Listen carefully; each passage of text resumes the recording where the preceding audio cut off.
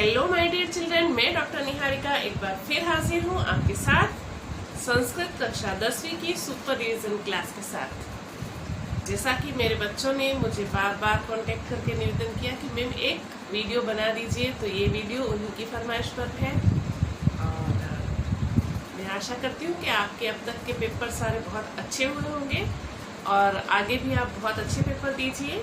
वैसे मेरे बच्चों ने जो साल भर मेहनत की है, बस अब उस मेहनत को एग्जीक्यूट करने का टाइम आ गया है, तो आप बिल्कुल भी ना घबराएं। मैं बिल्कुल श्योर हूँ कि मेरे सारे बच्चों ने खूब मेहनत की है और वो बहुत अच्छे नंबर लाएंगे। वैसे आप सब बच्चों के संस्कृत टीचर ने उन्हें बहुत अच्छे से गाइड किया होगा, फिर भी मैं छोटा सा एक प्रयास कर रही हूँ। आशा करती हूँ कि ये आपको सफलता प्रदान करने में थोड़ा सा हेल्पफुल होगा। हमारी कक्षा 10वीं की फाइनल एग्जाम में आप जैसा कि जानते हैं कि कोविड के कारण 40 नंबर का टर्म 1 पहले ही हो चुका है। अब हम टर्म 2 देने वाले हैं और टर्म 2 के एग्जाम में सबसे पहला प्रश्न आता है एक गद्यांश। या तो यह गद्यांश एक सरल कथा वर्णन हो सकता है या किसी समस्या का वर्णन हो सकता है। इस प्रश्न के अंतर्गत पहला प्रश्न होगा अपठित गद्यांश। अपठित गद्यांश के अंतर्गत 80 से 100 शब्दों तक में से कोई भी एक गद्यांश लिया जाएगा।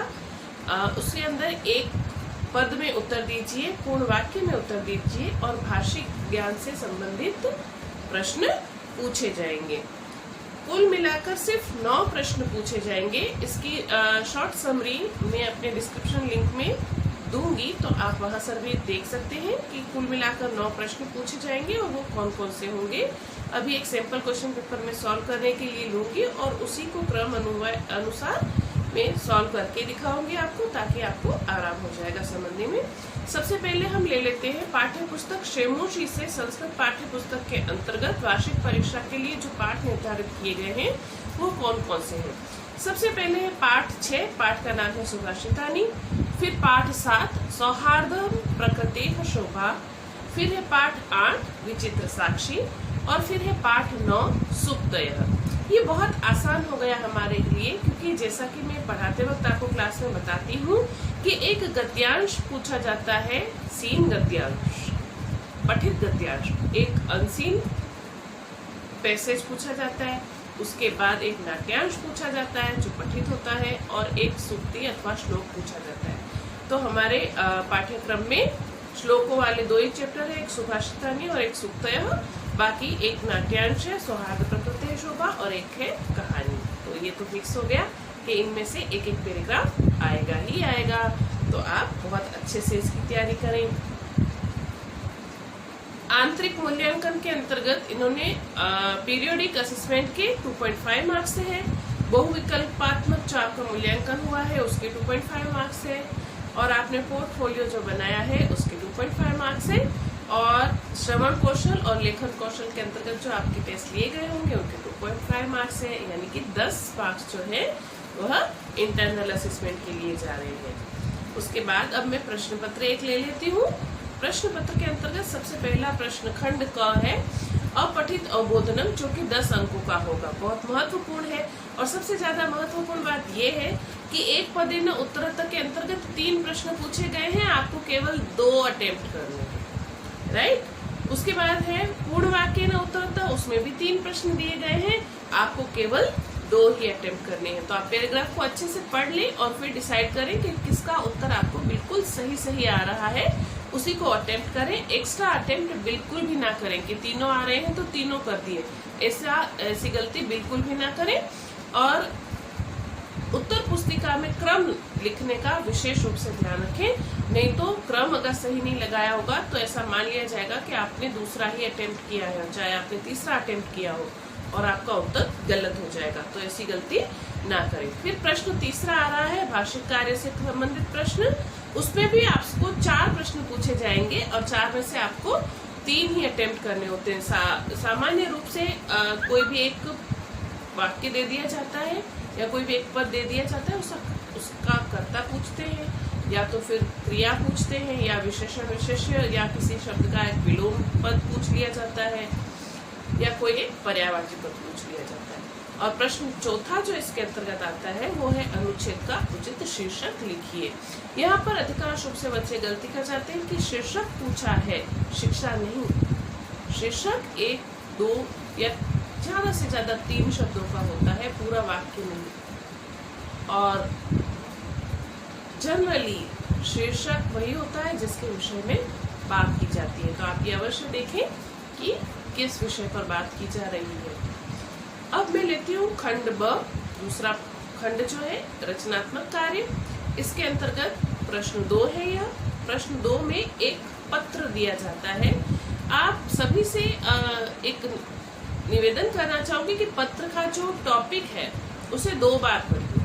जैसे ही आप पत्र के टॉपिक को 2 बार पढ़ेंगे और आप आंखें बंद करके एज्यूम करेंगे, विचार करेंगे कि यदि इसके स्थान पर आप होते तो आप इस टॉपिक पर पत्र में क्या क्या लिखते, तो आपको पत्र सॉल्व करने में आसानी हो जाएगी।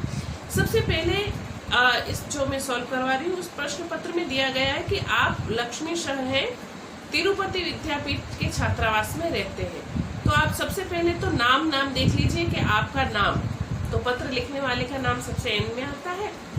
और दूसरा है तिरुपति विद्यापीठ के छात्रावास में रहते हैं, तो एड्रेस में देखिए एक फिलिंग द ब्लैंक दे रखा है, तो इसका मतलब है वहां पर तो तिरुपति विद्यापीठ अवश्य आएगा, है ना। तो जो नाम और शहर का नाम दिया हुआ होता है सबसे पहले आप उसको फिल करें। उसके बाद आप विषय के अनुसार सबसे पहले पेंसिल से फिल करते जाएं और उसको एक बार पढ़ के देखें। और जब आपको लगे कि हाँ ये बिल्कुल सही है तो फिर आप उस पत्र को फेयर आउट कीजिए। ये पत्र जो है वह 10 फिलअप दिए गए होते हैं। इसके अंतर्गत कोई भी एक्स्ट्रा देके आपको कंफ्यूज नहीं किया जाता। नो डाउट हेल्पिंग वर्ड होते हैं।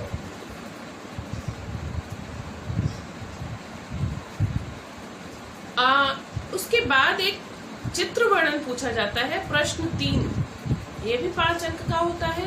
मैंने जब कक्षा में अभ्यास करवाया था तो मैंने बताया था अस्मिन चित्रे डैश अस्ति। अब डैश के अंदर वो वस्तु लिखनी है जो कि एक चित्र के अंतर्गत एक दिखाई दे रही है। अस्मिन चित्रे डैश स्तः जो 2 है, और अस्मिन चित्रे डैश सन्ति जो 2 से अधिक है। अब प्रश्न 3 जो है वह है चित्र वर्णन। यह भी 5 अंकों का है और इसके लिए आपको चित्र का वर्णन 5 वाक्यों में करना है। मैंने पहले कक्षा में पढ़ाते वक्त एक टिप दी थी कि अस्मिन चित्रे डैश अस्ति। उस डैश के अंदर आपको लिखना है जो भी चित्र के अंतर्गत एक है, जैसे सूर्य। अस्मिन चित्रे डैश स्तः जो 2 वस्तुएं हैं। अस्मिन चित्रे डैश सन्ति जो 2 से अधिक है। ये फॉर्मूला हर जगह काम नहीं आता, इसीलिए अपनी बुद्धि का प्रयोग जरूर करें। और अंतिम वाक्य इदम चित्रम मनोहरम अस्ति, इदम चित्रम सुंदरम अस्ति। बट ये डिपेंड करता है कि जो चित्र आपको दे रखा है वो वास्तव में सुंदर हो, जैसे बगीचे का हो या परिवार का हो या कक्षा का हो। यहाँ पर जो चित्र दे रखा है उस चित्र के अंतर्गत जल प्रदूषण का वर्णन है।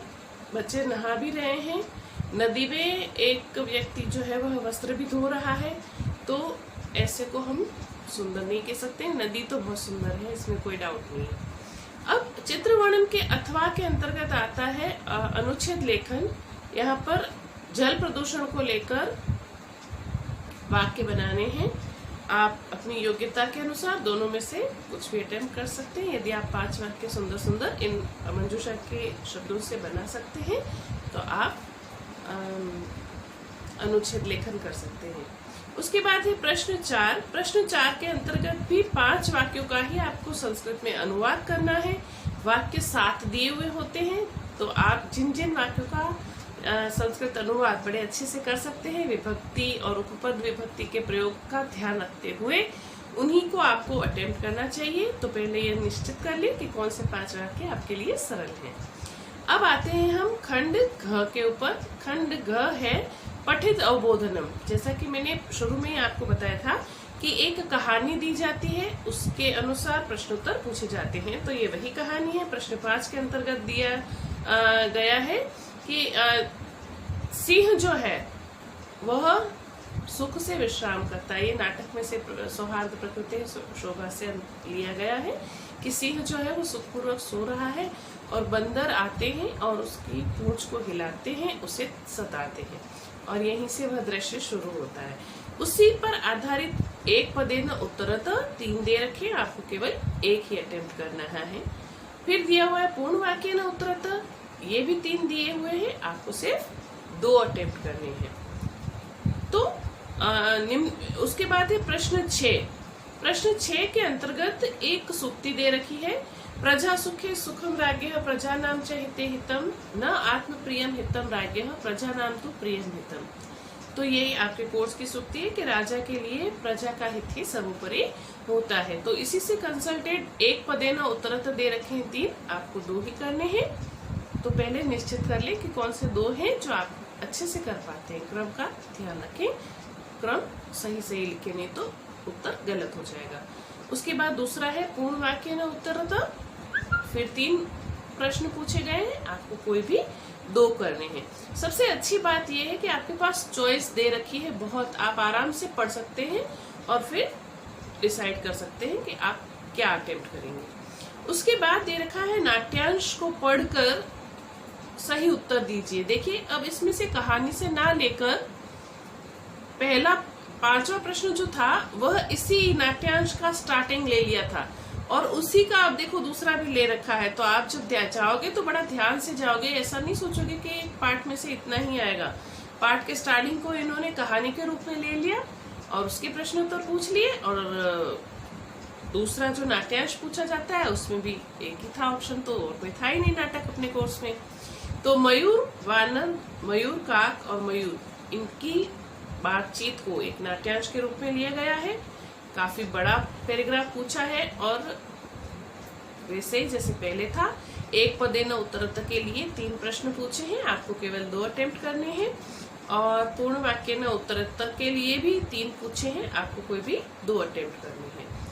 अब प्रश्न नंबर 8, मंजूषा की सहायता से आपको किसी भी श्लोक का अन्वय बताना है। अन्वय हमने कक्षा में अच्छे से किया था कि श्लोक की पंक्तियों को सुबद्ध तरीके से एक वाक्य के रूप में, एक अन्वय के रूप में, जिसका एक सुनिश्चित अर्थ दे सके, उसे संयोजित करना अर्थात अन्वय करना। यहाँ पर भी 4 शब्द मंजूषा के अंतर्गत दिए गए हैं। आप कोशिश करें कि पहले पेंसिल से सही फील करके उसको पढ़ें कि हाँ इसका सच में कोई अर्थ निकल रहा है, और फिर जब आप श्योर हो जाएं कि आपने जो लिखा है वो सही है तो आप उसे पेन से फिर आउट कर सकते हैं। उसी के अथवा में दे रखा है एक और श्लोक और उस श्लोक का भावार्थ। अब ये कितनी अच्छी बात है कि श्लोक ऑलरेडी हमारे पास ऊपर है दिया हुआ, आलस्यम ही मनुष्याणाम शरीरस्थो महान रिपु नास्ति उद्यम समो बंधु कृत्वा यम न अवसिदति। तो ये श्लोक दे रखा है, इसी का भावार्थ हमें नीचे लिखना है। अस्य भावो अस्ति यत्, और नीचे मंजूषा शब्द दे रखे हैं। उसके बाद प्रश्न नंबर 9 और इस प्रश्न पत्र का आखिरी प्रश्न नंबर 9 है कि निम्नलिखित वाक्यों को घटनाक्रम अनुसार लिखिए। और यहाँ पर इन्होंने वह कहानी ले ली जिसके अंतर्गत एक धनी व्यक्ति अपने पुत्र को महाविद्यालय में प्रवेश दिलाने में सफल हो जाता है और वहीं पर रहकर उनका बच्चा अध्ययन करता है। तो एक छोटी सी घटना के 8 वाक्य ले लिए जाते हैं जिससे एक पूरी कहानी का सार बन जाए। तो ये वापस आप पहले पेंसिल की सहायता से ही सॉल्व कीजिए, और लिखा हुआ है कि निम्नलिखित वाक्यों को घटनाक्रम अनुसार संयोजित करके पुनः लिखिए। तो पूरे वाक्य पुनः लिखना बेटर रहता है। कई बार हम लोग नहीं लिखना चाहते ज्यादा, तो केवल इनके क्रम लिख दिए जाते हैं और क्रम सिर्फ लिख देना बड़ा कंफ्यूजिंग होता है। सो बेटर है कि आप पूरा वाक्य दोबारा लिखें। 8 वाक्य लिखना इतना ज्यादा अधिक कष्टदायक नहीं होता, और वैसे भी संस्कृत का पेपर तो बहुत छोटा होता है, बहुत जल्दी हम लोग सॉल्व कर लेते हैं, है ना। ये मेरा इतने सालों का अनुभव है कि मेरे बच्चे हमेशा ये कहते हैं कि मैम हमने बहुत जल्दी सॉल्व कर लिया था। बहुत जल्दी सॉल्व कर लेना अच्छी बात है, लेकिन कहीं ये जल्दबाजी में उत्तर गलत ना हो जाए, ये ध्यान रखिएगा। बहुत मेहनत से बड़ा मन लगा के पढ़िएगा, अपनी सफलता को अवश्य प्राप्त कीजिएगा। आओ पढ़े से जुड़े रहिएगा। बहुत बहुत धन्यवाद।